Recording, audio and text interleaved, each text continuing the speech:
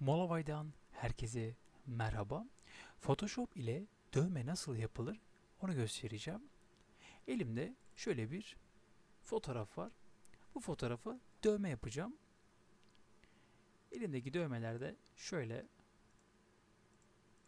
şu şekilde. Bunları kullanarak şöyle dövmemizi yapacağız. İlk önce fotoğrafımızı şöyle Photoshop'un içine sürüklüyoruz. Daha sonra işlem yapacağımız diğer fotoğrafı da şöyle üstüne sürüklüyoruz. Şimdi bu kısımdan bu fotoğraf PNG uzantılı fakat böyle geldi. Bu şekilde gelen fotoğrafları şuradaki silgi aracıyla şöyle seçiyoruz ve hepsi gidiyor. Şimdi şöyle geliyoruz. CTRL T diyoruz ve buradan fotoğrafımızı küçültüyoruz. Ve böyle yakınlaşırsak daha iyi olur. Şöyle. Daha sonra şuradan seçili olduğuna dikkat ediyoruz ve CTRL T diyoruz. CTRL T dedikten sonra sağ klik yapıyoruz ve buradan Warp'ı seçiyoruz. Warp'ın amacı seçmiş olduğumuz nesneyi e, içine oturtuyoruz. Yani nesneyi büküyoruz aslında biz burada. Daha canlı kılmak için nesnemizi şöyle eğimli hale getiriyoruz. Buradaki amaç nesnenin sanki böyle gerçekten varmış gibi hissini yaratacağız. Yani şu şekilde şöyle uzaktan baktığı zaman açılarını kendimiz ayarlamış olacağız. Şöyle.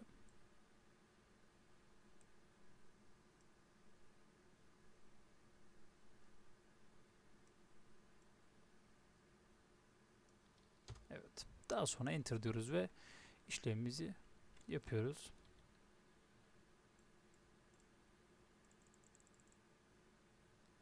Evet. Şimdi işlemi yaptıktan sonra şöyle uzaklaşıyoruz. Fakat uzaktan baktığımız zaman fotoğrafın Photoshop olduğu belli. Bunu nasıl gerçekçi hale dönüştürürüz onu göstereceğim. Şimdi fotoğrafa şöyle yakınlaşıyoruz ve sol kısımdan silgi aracımızı seçiyoruz. Seçtikten sonra şu şekilde yapmayacağız tabii ki. İlk önce opak ayarını düşüreceğiz. Bunu 40 yapıyorum ve enter diyorum. Şöyle aynı yeri bir kere yapacağız sadece. Evet. Şimdi buradaki amaç ten rengiyle uyuşması. Tekrar yapacağım aynı işlemi.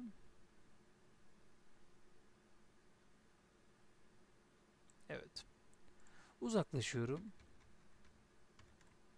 ve gördüğünüz gibi gayet canlı oldu. Şimdi tekrar aynı işlemi yapacağım.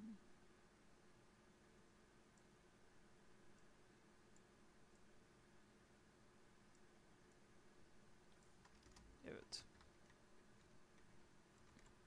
Böyle daha iyi oldu. Tekrar yakınlaşıyorum ve CTRL U diyorum. Buradan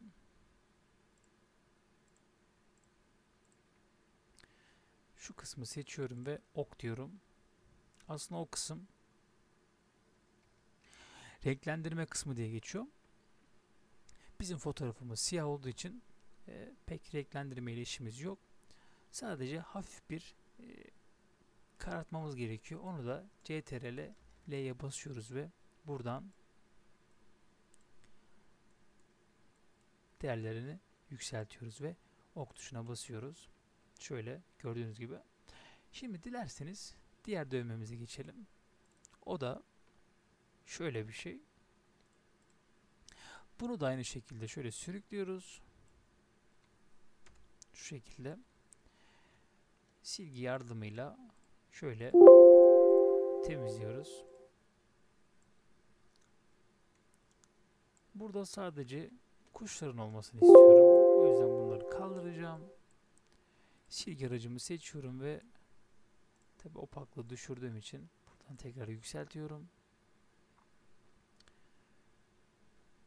Bunların hepsini kaldırıyorum. Sadece kuşların olmasını istiyorum. Buradaki dövmeyi de şu kısma yapacağız. Şöyle. CTRL T'ye basıyoruz ve şöyle küçültüyoruz. Şu şekilde. Ve Enter diyoruz.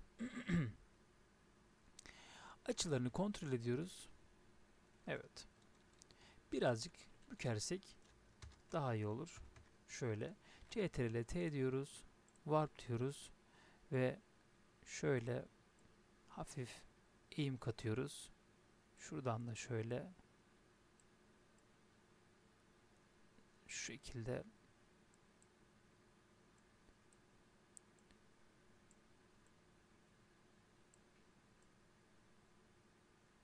evet ve Enter diyoruz. Şimdi uzaklaştığımız zaman şöyle fotoğrafımız bayağı sırıtıyor.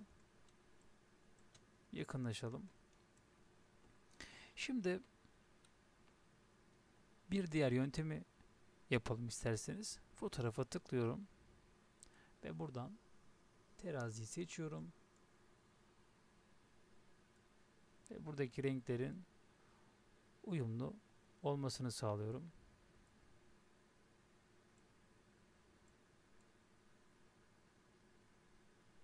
Fotoğrafımız siyah olduğu için renk uyumu birazcık sıkıntı oluyor.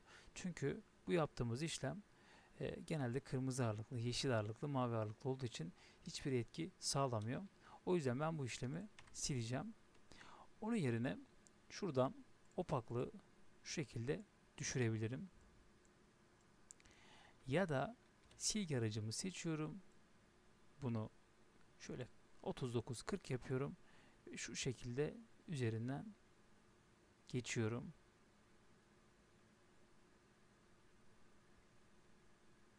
Bir sefer. Evet. Şimdi opaklığını biraz daha düşürüyorum.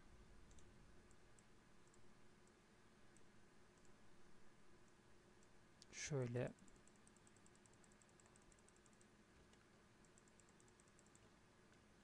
Fazla düşürdük. Biraz yükseltiyorum.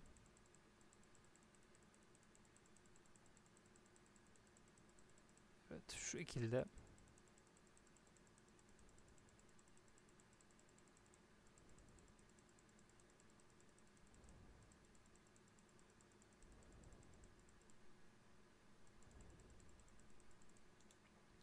Size'ımızı birazcık düşürelim.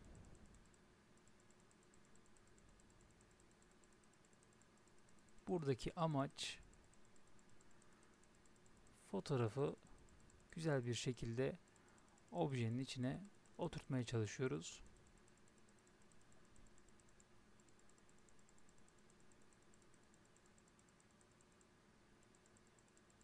Ne kadar çok uğraşırsak fotoğrafımız o kadar çok güzel bir görüntü elde eder. Şimdi şöyle uzaklaşalım isterseniz. Şöyle. Evet. Gördüğünüz gibi gayet güzel bir görüntü elde etmiş olduk. Tekrar bakıyoruz. Evet. Şöyle gördüğünüz gibi gayet güzel bir görüntü elde ettik. Bu şekilde şöyle kopyalayıp şöyle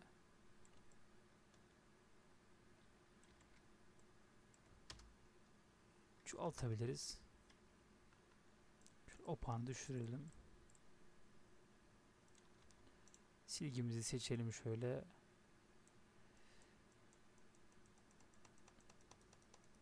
Evet. Şöyle uzaktan baktığınız zaman gayet güzel duruyor. Tabi bu sizin çalışmanıza bağlı bir şey. İlk yaptığım şu oluyor. Tabi bunda fazla uğraşmadım. Genel olarak mantığını sizlere anlattım. Ama ben uğraşırım diyorsanız da şöyle bir çalışma çıkar. Mesela bu çalışma gayet güzel bir çalışma. Gerçekten oturmuş bir fotoğraf görüyoruz burada. İşlemimiz bu kadardı. Umarım videoyu beğenmişsinizdir. Kendinize iyi bakın. Hoşça kalın.